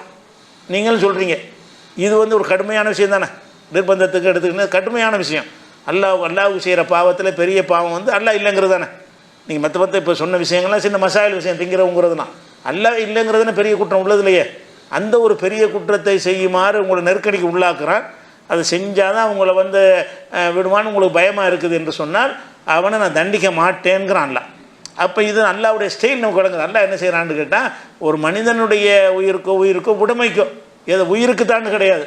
நீ வந்து இதை சொல்லலைன்னு சொன்னால் அவன் பொண்டாட்டி தூக்கிட்டு போயிருப்போம்மா, என்னத்தையா சொல்லுவான், அவனுடைய பொருளை சூறையாடிடுவோம்மா, எதையாச்சும் மிரட்டு, உயிருக்கு தான் மிரட்டுவான்னு கிடையாது. இதை சொல்வதற்காக என்ன செய்வான், அவன் கடையை குளிச்சிருவோம்மா. ஏன் கடையை காப்பாற்றணுங்கிறக்கா நான் சொல்லிட்டு போனால் அது தப்பான தப்பு இல்லை. கடைங்கிற ஒரு சின்ன விஷயந்தான். ஆனாலும் அதை காப்பாற்றுறதுக்காக நான் என்ன செய்கிறேன், குஃப்ரான வார்த்தை நான் முடியக்கூடிய நிலை வருதுன்னு வைங்க. அந்த முடிஞ்சிட்டோம் என்று சொன்னால் நம்ம பெரிய மாபாதகத்தில் செஞ்சவங்கன்னா ஆக மாட்டோம். ஏன்னு கேட்டால் அல்லாஹ் மனிதனை இப்படி படைச்சிருக்கிறான். பயப்படக்கூடியவர்களாக, எதிரிகளை எதிர்த்து நிற்க சக்தியற்றவர்களாக நிறைய பேர் இருக்கிறாங்க. அந்த நிலையில் இருப்பார்களே. ஆனால் இதை ஃபேஸ் பண்ணிக்கிட்டு நம்மளை பொண்டாட்டி தூக்கிட்டு பண்ண என்ன பண்ணுறது, பிள்ளையெல்லாம் கடத்திட்டு வச்சுனா என்ன பண்ணுறது, நம்ம தொழிலெல்லாம் தீ வச்சு குளிச்சுட்டானா என்ன பண்ணுறது, நம்ம கடையெல்லாம் அடித்து நொறுக்கிட்டானு, வயலெல்லாம் அடிச்சுட்டாங்கன்னா என்ன செய்கிறதுன்னு ஒரு பயம் வரும். அதை செஞ்சால் இதை செய்வோன்னு மிரட்டுறானே. ஆனால் இந்த நேரத்தில் நீங்கள் குஃப்ரான வார்த்தையை சொல்வதற்கு கூட குற்றம் இல்லை என்று சொல்லி 10வது சூறாவில் 106வது வசனம், 16வது சூறாவில் 106வது வசனத்தில் அல்லாஹ் சொல்லி காட்டுகிறான். அப்போ இது அல்லாஹ்வுடைய ஸ்டைல் என்ன நமக்கு விளங்குதுன்னு கேட்டால், ஒரு மனிதன் வந்து உயிர் வாழ்வதற்காக வேண்டி, அவனுடைய ஒரு ஆரோக்கியத்திற்காக வேண்டி, அவனுடைய பாதுகாப்புக்காக வேண்டி, அவனுடைய பொருளை பாதுகாத்துக்கிறதுக்காக வேண்டி அவன் மார்க்கத்தில் தடுக்கப்பட்டதை மொழிந்தால் கூட அதில் என்ன இல்லை, அதை நான் குற்றமாக எடுத்துக்கிற மாட்டேன்னு தான் அல்லாஹ் சொல்கிறான். அப்போ அல்லாஹ்வுடைய அந்த ஸ்டைலுக்கு பொருத்தமாக எது இருக்கிறது, ஹராமானதில் வைத்தியம் அது மாதிரி உள்ளது தானே. நீ வைத்தியம் பண்ணாட்டி பயங்கரவர் கால் முறிஞ்சு போச்சு, நான் வைத்தியம் பண்ண மாட்டேன்டா எப்படி இருக்கிறீங்க, வைத்தியம் பண்ணி அந்த தச்சு எலும்புலாம் வச்சு ஜாயிண்ட் பண்ணி ஏதாவது செஞ்சால் தான் அந்த நீங்கள் எழுந்து நடமாட முடியுங்கிற ஒரு நிலைமையில் இருக்கிறது. அதெல்லாம் இல்லை, நான் வந்து ஹராமானதை செய்ய மாட்டேன், அதுக்கு செய்யக்கூடிய மருந்துகள்லாம் ஹராமானது தான் இருக்குது பெரும்பாலும். அந்த மாதிரி விஷயத்தை செய்ய வரும்போது நான் மாட்டேன்னு சொல்லலாமான்னா சொல்ல தேவையில்லை. அந்த ஹராமெலாம் மருத்துவத்துக்கு அது பார்க்க வேணாங்கிறதான். மருத்துவம்னு சொன்னால் எதில் மருத்துவம் இருக்கோ அதை செஞ்சுட்டு போங்க அப்படிங்கிற விஷயந்தான் அதில் வருகிறது. இது ஒரு விஷயமாச்சு. அதே மாதிரி வந்து மூசா நபி காலத்தில் என்ன செய்கிறாருன்னா அவரை வந்து கொல்றதுக்கு பிளான் பண்ணுறாங்க, ஒரு மனிதரை கொல்றதுக்கு பிளான் பண்ணுறாங்க மூசா நபியை. அப்போ என்ன செய்கிறாருன்னா, அந்த காலத்தில் ஃபிரௌனுடைய குடும்பத்தில் ஃபிரௌனுடைய காலத்தில் நடக்கிற ஒரு சம்பவம். அந்த சம்பவத்தில் ஒருத்தர் ஈமான் கொண்டு அதை மறைத்து கொண்டு வாழ்ந்திருந்தார். அவர் வந்து ஃபிரௌனை ஏற்றுக்கிற ஆள் கிடையாது. மூசா நபி ஏற்றுக்கிட்டு அவர் என்ன செஞ்சார், நல்வழியில் இருக்கிற ஒரு மனிதர் தான். ஆனால் வெளியில் எல்லா குஃபரான வேலையும் செய்வார், இஸ்லாம்னு காட்டிக்கொள்ள மாட்டார். அவர் ஈமானை அப்படி சொல்கிறான், கால ரஜுலன் மூமின் நாளி ஃபிரௌனுடைய குடும்பத்தில் ஒரு மூமினான ஒரு மனிதர் இருந்தார். எக்குத்தும் ஈமானகு, அவர் ஈமானை மறைத்து கொண்டு வாழ்ந்தார். ஈமானை மறைத்து கொண்டு வாழ்ந்தார் என்ன அர்த்தம்? எல்லா தப்பும் செய்வார் தான் அர்த்தம். ஈமானை மறைத்தல் என்று சொன்னால் அவன் கண்டுபிடிச்சக்கூடாங்கிறதுக்காக வேண்டி அவன் கோயிலுக்கு போனால் அவனு போவார், அவன் செய்கிறதெல்லாம் செஞ்சால் தான் அவன் நம்புவான். ஈமானில் மறைத்து கொள்வதற்கு என்ன காரணம்னு கேட்டால், நம்ம வந்து இந்த கொள்கையில் இல்லைன்னு தெரிஞ்சால் நம்ம விடமாட்டான் அப்படிங்கிறதுக்காக அவர் நடிக்கிறார். இவர் ஃபிரௌன் கொள்கை சரியில்லை, மூசா கொள்கை தான் சரி, ஆனால் அதை நம்ம வெளிப்படுத்தணும் என்று சொன்னால் நம்மளுக்கு பயங்கர பாதிப்பு வரும் என்றவுடனே அவங்கள சேர்ந்த ஆள் மாதிரி நடிக்கிறதுக்கு பேர் தான் மறைத்தல். முடிஞ்ச அளவுக்கு என்ன செய்வார், அந்த இதெல்லாம் தவிர்க்க பார்ப்பார். சில நேரத்தில் அவங்க தடுத்த விஷயத்துலையும் கலந்து கொள்ள வேண்டி வரும். டேய் நீ வரலன்னா நீ எங்கள் ஆள் கிடையாதுன்னு சொல்லுவான். நம்ம என்ன செய்வோம், அந்த பூஜையில் போய் கலந்துக்கிடுவோம். ஏன்னா அவன் தன்னை காத்துக்கிறனவன், இல்லாட்டி காலி பண்ணிடுவானே, அவன் ஒரு கொடுங்கோலோட இருக்கிறானே. அப்போ கொடுங்கோலன்று தப்பித்துக் கொள்வதாக இருந்தால் ஈமான் இருந்து கொண்டு ஈமான் இல்லைங்கப்பா நடித்து கொண்டிருப்பதான் மறைத்தல் என்பது. ஈமானை மறைத்த ஒருத்தர் இருந்தார் என்று சொன்னால் அவர் வந்து நடித்து கொண்டிருந்தார், அதான் அர்த்தம். அவர் என்ன செய்கிறாருன்னா, மூசா நபியை தாக்க போகிறாங்க கூட்டமாக வந்து, அங்கே வந்து சொல்கிறாரு, தக்குத்துணும் ரஜுலன் ஐயா கூட ரப்பி அல்லா, என்னுடைய இறைவன் அல்லான்னு சொன்ன ஒரு மனுஷனை ஏப்பா கொள்ள போகிறீங்க. அவர் தெளிவான ஆதாரத்தை உங்களுக்கு காட்டுற வெளியால் மாதிரி சொல்கிறார். இவர் சப்போர்ட்டுக்கு வந்து பேச போகிறாரு, மூசா நபியை அடிக்க வர்றவனை அவருக்கு சப்போர்ட்டாக அவர் வர்றாரு. ஆனால் இவர் மூசா நபி மனசார ஏற்றுக்கொண்டவர். வெளியில் வந்து ஃபிரௌன் கூட்டத்தை அந்த கூட்டத்தை சேர்ந்தவன்னு ஒன்று சொல்ல மாட்டானுவன். நம்ம கூட்டத்தால் விமர்சித்தா ஒன்றும் சொல்ல மாட்டான்ல, அவர் கூட்டத்தை சேர்ந்தவராக இருக்கனால இவர் சப்போர்ட் பண்ணுறாரு. எப்படி பண்ணுறாரு, அவர் அல்லா என்ன அல்லா இறைவன்கிறார் சொல்லிட்டு போகிற, நமக்கு என்ன ஏதோ ஆதாரங்கள்லாம் ஒன்று வச்சுருக்கிறாரு. அவர் பொய் சொன்னால் அவர் பொய் அவரை சேரும், அவர் உண்மை சொன்னார்னு சொன்னால் மற்றவங்களுக்கு ஏற்பட்ட மாதிரி உங்களுக்கு ஏற்பட்டுரும், பெசம் வந்தால் விட்டுருங்க அப்படின்னு சொல்லி சம்மந்தமில்லாத ஒரு ஆள் மாதிரி நடுநிலையான ஒரு வேஷம் போட்டுக்கொண்டு அவர் மூசா நபிக்கு சப்போர்ட் பேசினார்னு வருது. இந்த விஷயம் வந்து 40வது சூறாவில் 28வது வசனத்தில் இருக்கிறது. அப்போ இவர் வந்து ஈமானை மறைச்சிக்கிட்டு இருந்தார். ஈமானை மறைச்சால் காஃபிராக வாழ்ந்திருக்க, வெளிப்படையாக தன்னை காஃபிர் என்று காட்டி கொண்டு இருந்திருக்கிறார். அப்போ குஃப்ரான பல செயல்கள்லாம் செஞ்சிருப்பார். விவரமாக சொல்லாட்டாலும் அதுக்கு அர்த்தம் அதானே, இல்லாட்டி நடிக்க முடியாத. மறைக்கிறேன்னு சொல்லிவிட்டு அவங்கள ஒரு ஆளாக அதில் போய் கலந்து கொள்ளணுன்னா சந்தேகப்பட்டு பிடிச்சிருவாங்கள. அவங்க பிடிச்சிடக்கூடாங்கிறது உலகத்து விஷயத்துக்கு பயந்துக்கிட்டு தானே செஞ்சார். உலகத்தில் ஏதாவது பாதிப்பு ஏற்படும் அப்படிங்கிறது மூசா நபிக்கு செய்கிற மாதிரி நம்மளையும் செஞ்சு விடுவாங்க அப்படின்னு பயந்துக்கிட்டு தான் மனசார ஏற்றுக்கொள்கிறாரு. ஃபிரௌனுடைய மனைவி போல்ட்டாக எடுத்தவங்களும் இருக்கிறாங்க. அது சொல்லித்தான் அவனோட அவசியம் கிடையாது. ஃபிரௌனுடைய மனைவி என்ன செஞ்சாங்க, ஈமான் கொண்டு போடா நீ எனக்கு வேண்டியதில்லை, நான் மூசா நபியுடைய இறைவனை ஏற்றுக்கிட்டேன்னு டிக்ளேர் பண்ணி நினைஞ்சாங்க. அந்த கஷ்டங்களை தாங்கி கொண்டார்கள். அது உயர்ந்த ஒரு நிலை. இந்த மாதிரி இருக்கிற தப்புன்னா தப்பு இல்லை. அந்த மாதிரி நீங்கள் இருந்தாலும் நான் தான் சொல்லுவேன், நீ என்ன வேணாலும் செஞ்சுட்டு போ அப்படி. இந்த மந்திரவாதிகள்லாம் செஞ்சாங்கல்ல, மந்திரவாதிகள் மூசா நபியுடைய தோற்று போன உடனே என்ன செஞ்சான், மார்கை வெட்டுவேன்னு சொன்னான். ஃபிரௌன் வந்து நீங்கள் வந்து மூசா நபி இனிமேல் ஏற்றுக்கிட்டீங்கன்னு சொன்னால் உங்களை மார்கை வெட்டுவேன்னு சொல்லுவோம். அவங்க என்ன செஞ்சாங்க, போடா என்ன வேணாலும் செஞ்சுக்கடா, இன்னமா தக்கதே ஹாதிகள் ஹயாத்த துன்யா, இந்த அற்பமான உலகத்தில் தான் உன்னுடைய தீர்ப்பு செல்னு, மறுமையில் என்ன செய்வேனி, அதனால் உன்னுடைய மிரட்டலுக்கு பயப்பட மாட்டேன்னு சொன்னாங்க. அது ஒரு இந்த ஸ்டேஜ். நீ வெட்டினாலும் வெட்டிக்க, துண்டாக்குனாலும் ஆக்கிக்கன்னு சொன்னால் அது உயர்ந்த ஒரு ஸ்டேஜ். அது விஷயம். ஆனால் இது அனுமதிக்கப்பட்ட ஸ்டேஜ். ஏன் நம்மளை எதுக்கு துன்பத்துக்கு ஆளாகணும், கொஞ்சம் நாளைக்கு இருந்து நடிச்சுட்டு போனோம்னா கொஞ்சம் நாளைக்கு கொஞ்சம் நல்ல காரியங்கள் செய்யலான்னு ஒருத்தர் நினைப்பார். அவருடைய தாங்கும் வலிமைகள் ஒரே மாதிரியாக இருக்காது எல்லாருக்கும். ஒருத்தர் தாங்கிக் கொள்வார், ஒருத்தர் தாங்கிக்க மாட்டார். இவர் தாங்கக்கூடிய வலிமை கம்மியாக இருந்திருக்கு. அப்போ இதில் நம்ம என்ன பார்க்குறோம்னு கேட்டால், அல்லாஹ் வந்து ஒரு நெருக்கடியான நிலைக்கு உள்ளானவன் வந்து அவர் குஃபுரோடு சேர்ந்துக்கிட்டு ஆட்டம் போட்டால் கூட தப்பு இல்லைங்கிறான். அது அல்லாஹ்வுடைய பார்வை என்னவா இருக்குன்னு கேட்டால், மனிதன் வந்து கஷ்டப்பட்டுறக்கூடாது, மனிதனுக்கு சிரமம் வரக்கூடாது, மனிதனுக்கு துன்பம் வரக்கூடாது என்பது அல்லாஹ்வுடைய ஸ்டைலாகவே இருக்கிறது. அப்படி இருக்கும் பொழுது இதனால் மருத்துவத்தினால் ஒரு குணம் கிடைக்க வாய்ப்பு இருக்குமோ அதை தடுப்பான அல்லாஹ். அதெல்லாம் இதை ஏற்றுக்கிற அல்லாஹ் வந்து அதை ஏற்றுக்கிற மாட்டானா. அப்போ அல்லாஹ்வுடைய அந்த ஸ்டைல்லேருந்து பார்க்கும் பொழுது இந்த ஹலாலாக்குனாங்கன்னு வருதுல்ல மருத்துவத்துக்கு, அந்த ஹதீஸ் தான் சரியானதாக இருக்குது, அதுதான் ஏற்புடையதாக இருக்கிறது, இந்த அல்லாஹ்வுடைய நியதிக்கு ஒத்ததாக இருக்கிறத பார்க்குறோம். அதே மாதிரி வந்து அபூதர் கிஃபாரின்னு ஒருத்தர் இருந்தார். அவர் கிஃபார் ரசூலுல்லாஹ் மக்காவில் இருந்த ஆரம்ப காலத்தில், மக்காவில் பிரச்சாரம் பண்ணிக்கிட்டு இருக்கிற காலத்தில் கிஃபார் கோத்திரத்திலேருந்து ஒருத்தர் முகமதுன்னு ஒருத்தர் வந்திருக்காராம். அவர் என்னமோ ஒரு பிரச்சாரம் பண்ணுறான், ஒரு இறைவன் சொல்கிறாரான்னு கேள்விப்பட்டு அதை சந்திக்க வர்றார். ரசூலுல்லாஹ் வந்து சந்திக்க வர்றார். அப்படி சந்திக்காமலாம் வர இயலாது, ஏன்னா ஒளிஞ்சு வாழ்ந்துட்டு இருந்தாங்க. ரசூல் ஸல்லல்லாஹு அலைஹி வஸல்லம் நினைஞ்சாங்க, ரகசியமாக ஒரு இடத்துல அர்க்கமுடைய வீட்டில் மறைந்திருந்தால் ஆட்களை சந்திப்பாங்க. வெளிப்படையாக செஞ்சுக்கிட்டு இருந்தால் ஒரு கட்டத்தில் எல்லை மீறி போன பிறகு அவங்கள ரகசிய பிரச்சாரம் பண்ணி கொண்டிருந்த ஒரு நேரம் அவருக்கு வந்து ரசூலுல்லாஹ்வை கண்டுபிடிக்கவே இல்லை, ஊருக்குள்ளே வந்து கண்டுபிடிக்கவே இல்லை. யார்கிட்ட கேட்டாலும் பயமாக இருக்குது, இவன்கிட்ட கேட்டுவிட்டு அடிச்சு போவாங்களோ, நம்ம எப்படி ரசூலுல்லாஹ் பற்றி விசாரிக்க தயங்கிக்கிட்டு இருக்கிறார். அப்புறம் அலி ரலியல்லாஹு அன்ஹு வர்றாங்க. அவர் இவர் ஒரு அனைமா அந்த அவங்க ஆள் மரத்தம் தெரியுதுன்னு சொல்லிட்டு அவர்கிட்ட விவரம் கேட்பார், நம்பி கேட்டுருவார். அவர் என்ன செய்வார்னா, பின்னாடியே வா, எவனாச்சும் வந்துட்டான்னு சொன்னால் என்ன செய்வேன், நான் சிறுநீர் கழிக்கிற மாதிரி உட்காந்துருவேன், நீ பாட்டு கண்டுக்கிறான் போய்கிட்டு இருக்கணும், நான் உன்னை ஒரு இடத்துக்கு கூட்டிகிட்டு போய் அவர்கிட்ட சேர்த்துறேன்னு சொல்லி கூப்பிட்டு வருவார். கூப்பிட்டு வந்து ரசூலுல்லாஹ் பார்ப்பார். ரசூலுல்லாஹ்ட்ட வந்து கேள்விலாம் கேட்பார், நீங்கள் என்ன கொள்கை, உங்கள் கொள்கை என்ன?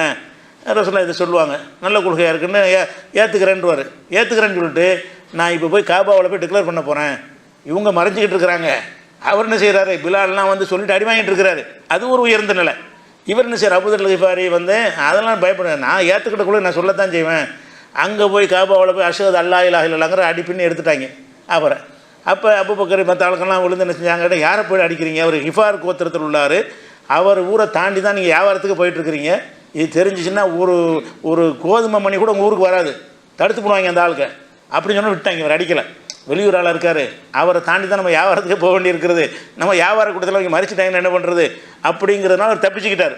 அப்போ எதுக்கு செய்கிறோம்னு கேட்டால், இவர் வந்து வெளிப்படையாக சொன்னார்ல, ரசூலுல்லாஹ் வெளிப்படையாக சொல்லலையே, மறைஞ்சிக்கிட்டு இருக்கிறாங்க.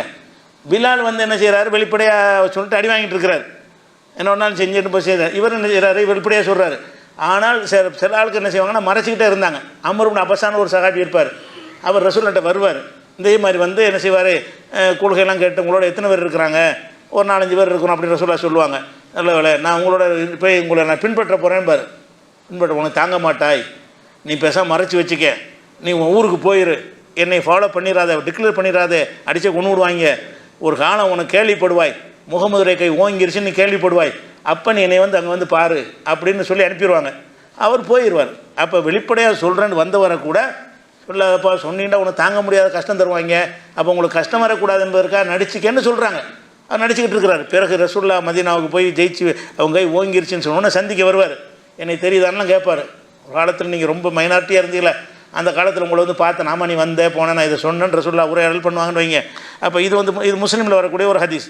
அப்போ இந்த மாதிரி பார்க்கும் பொழுது நம்ம என்ன விளங்குறோம்னு கேட்டால், அல்லாஹ்வுடைய இதில் வந்து ஹராமானது ஹராமாக இருந்தாலும் சில விஷயங்கள் ஹராமானதில் மருத்துவம் செய்யக்கூடாது, அந்த 4 தான் காட்டுவாங்க. நான் சொன்னேன்ல, இந்த 4 விஷயத்தான் காட்டுவாங்க, அதெல்லாம் இருக்குது தான், இருந்தாலும் அதுக்கு மாற்றமாகவும் இருந்திருக்குதே. அப்போ அல்லாஹ்வுடைய அந்த நியதியோட கம்பேர் பண்ணி பார்க்கும் பொழுது இதுதான் ஒருபடி தூக்கலாக இருக்கிறது, ஒரு மேல்நிலையில் இருக்குது. அதனால் வந்து மருத்துவத்துக்காக வேண்டி என்ன வேண்டாலும் நம்ம செய்யலாம், அதெல்லாம் என்ன செய்ய மாட்டான், கேட்க மாட்டான், அது அல்லாஹ் அனுமதிக்கிறான் என்பதை நம்ம என்ன செய்கிறோம், இதிலேருந்து விளங்கி கொள்கிறோம். அது மாதிரி இன்னும் சில விஷயங்கள் இருக்கிறது, இன்ஷா அல்லாஹ் அதை இப்போ நாளைக்கு பார்க்கலாம், சரியா? அடுத்து முக்கியமான ஒரு அறிவிப்பு செய்யணும். என்னென்னு கேட்டால், நேற்று மாதிரி உள்ள அறிவிப்பு தான். இந்த பூஜை போடுறது இதெல்லாம் அந்த உயிரினங்களை தான் நம்ம சாப்பிடக்கூடாது, மற்றது பிரச்சனை இல்லைன்னு நம்ம சொல்லியிருந்தோம்ல. இந்த விஷயத்தை என்ன செய்கிறாங்கன்னா, சில பேர் விஷமத்தனமாக சின்ன சின்ன கட்டிங்களை வெட்டி பரப்புகிறாங்க. அது வந்து ஒரு 5 நிமிஷத்தில் நம்ம பேசின ஒரு பேச்சு இல்லை. அது 1.25 மணி நேரத்தினுடைய உரை. முதல் நாள் ஒரு 3/4 மணி நேரமும், 2வது நாள் 1 மணி நேரமும், 1.25 10வது நாள் 11வது நாள். நீங்கள் அந்த சர்ச்சையை கிளப்புறவங்க என்ன செய்யுங்கன்னு கேட்டால், இந்த ரீல்ஸ் மாதிரி அனுப்பிவிடுவாங்க. அதை மட்டும் பார்த்தீங்கன்னா ஒரு தவறான கருத்து மாதிரி உங்களுக்கு தோணணும் என்பதற்கு தான் அந்த வேலையை செய்கிறாங்க. கட்டிங் பண்ணி விஷமத்தனமாக என்ன செய்கிறாங்க, ஒரு துண்டை மட்டும் போட்டு ஒரு தப்பான கருத்து வரட்டும் என்று பரப்புகிறாங்க. அது 1.25 மணி நேரத்தில் வந்து 2 நிமிஷத்தை வெட்டினா, யாருடைய பேச்சில் வெட்டினாலும் அவங்க விரும்பின கருத்துக்கு வளைச்சிட முடியும். நீங்கள் 1.25 மணி நேரம் எவ்வளோ ஆதாரங்கள் சொல்லியிருக்கிறோம், எவ்வளோ கேள்விகள் கேட்டிருக்கிறோம், எதனால் இந்த கருத்தை சொன்னோம் என்பதை நம்ம 1.25 மணி நேரம் விளக்கியிருக்கிறோம். அது 10வது பாகத்தில் ஒரு 15 நிமிஷம் கழித்து ஆரம்பிக்கும். அதையும் நீங்கள் முழுமையாக பாருங்கள். அடுத்த நாள் 11வது நாளில் என்ன செய்யுங்க, முழுசு அந்த ஒரு நாள் முழுசுமே இந்த கருத்து ஏன் சொல்கிறோம் என்பதற்குரிய ஆதாரங்களை சொல்லியிருக்கிறோம். அப்போ யாராவது இந்த சின்ன சின்ன துணுக்குகளை உங்களுக்கு வெட்டி பரப்பினார்கள் என்று சொன்னால், நாம் என்ன சொன்னோம் என்று தெரிந்து கொண்டு நீங்கள் விமர்சனம் பண்ணணும். எல்லாம் ரீல்ஸை பார்த்து தான் விமர்சனம் பண்ணுறாங்க. ரீல்ஸில் அந்த சின்ன துணுக்கை மட்டும் பார்த்து விட்டு வாய்க்கு வந்ததெல்லாம் என்ன செய்கிறாங்க, பரப்புகிறாங்க. அதனால் வந்து அதை பற்றி விமர்சிக்கக்கூடியவர்கள் நல்லா விமர்சனம் பண்ணுங்கள். விமர்சனம் பண்ணவர் என்ன செய்யுங்கன்னு கேட்டால், எங்கள் விமர்சனத்தை வரவேற்கிறோம். நம்ம ஆய்வு பண்ணோம்ல, நிறைய விஷயங்கள் நீ புதுசாக ஏதாவது வச்சிங்கன்னா அதையும் ஆய்வு செய்வோம். விமர்சனத்தில் எந்த ஒரு இல்லை. ஆனால் நீங்கள் பாவியாயிடக்கூடாது. நாம் என்ன சொன்னோம்னு தெரிந்து கொண்டு முழுமையாக அறிந்து கொண்டு இன்னென்ன காரணத்தோடு தான் சொல்கிறாங்களா அப்படின்னு விளங்கி கொண்ட பிறகு தான் நீங்கள் விமர்சிக்கிறதுக்கு உங்களுக்கு உரிமை இருக்குது. அந்த அடிப்படையில் இப்படி யாராவது சின்ன சின்ன துணுக்குகளை போட்டு சொல்வார்களே ஆனால் அவர்களுக்கு நீங்கள் என்ன செய்யுங்க, அவர்களுக்கு நாம் சொல்லக்கூடிய அறிவுரை என்னென்னு கேட்டால், நீங்கள் 10வது நாளும் 11வது நாள் போட்டு தான் பிளேலிஸ்ட்டில் உங்களுக்கு வரும். யூடியூப்லாம் போனீங்கன்னா 10வது நாள் வீடியோவும் 11வது வீடியோ 2 நாளையும் பார்த்தீங்கன்னு சொன்னால் 1.25 மணி நேரம் இது சம்பந்தமாக இந்த கருத்தை நம்ம ஏன் சொன்னோம், எந்த அடிப்படையில் சொன்னோம், அதுக்கு ஆதாரமாக என்ன வச்சோம் அப்படிங்கிறதெல்லாம் விரிவாக விளக்கியிருக்கிறோம். அதுகளை ஒருக்கா நீங்கள் பாருங்கள் என்பது தான் அதுக்குரிய பதிலாக இருக்குது. அதை பார்த்துட்டு அதுக்கு பிறகு உங்களுக்கு மாற்று கருத்து சொன்னீங்கன்னா என்ன செய்ய சரியாக இருக்கும். இப்போ கூட ஒரு 2 பேர் பதில் மாதிரி போட்டிருக்கிறாங்க, பார்த்தா அதுவே நீங்களே பார்த்தா உங்களுக்கு தெரியும். ஒரு ஆதாரம் தமாஷை நினைக்கிற அளவுக்கு மறுப்புன்னு சொல்லி ஆதாரம்னு சொல்லியிருக்கிறாங்க. அதில் எதுவுமே ஆதாரமாக இல்லை. அதுகளெல்லாம் நம்ம அந்த கடைசி நாள் கேள்வி பதில் நிகழ்ச்சியின் போது சொல்லிக்கிறோம். ஆனால் இதுவரைக்கும் அவங்க ஆதாரம்னு போடுறதுனா என்ன ஆதாரமற்றது தான் சொல்லிட்டு இருக்கிறாங்க. நம்ம சொன்னதற்கான எதுக்கும் ஒன்றுக்குமே அந்த கேள்விக்கு எந்த ஒரு பதிலுமே இல்லை. அதனால் இந்த ரீல்ஸுகளை மட்டும் பார்த்துட்டு முடிவுக்கு வராதிங்க. ரீல்ஸை சின்னதை கட் பண்ணி 1 நிமிஷம் 2 நிமிஷம் போடுறாங்கல்ல, அது ஒரு மனுஷனுடைய கருத்தை முழுமையாக சொல்லாது. அதில் நீ அது தவறான கருத்துடைய இடத்த கூட பார்த்து வெட்டலாம். வேறு அர்த்தம் வர்ற மாதிரி எந்த இடத்துல வெட்டுனா வேறு அர்த்தம் வரும்னு சொல்லி என்ன செய்யலாம், வெட்டலாம்.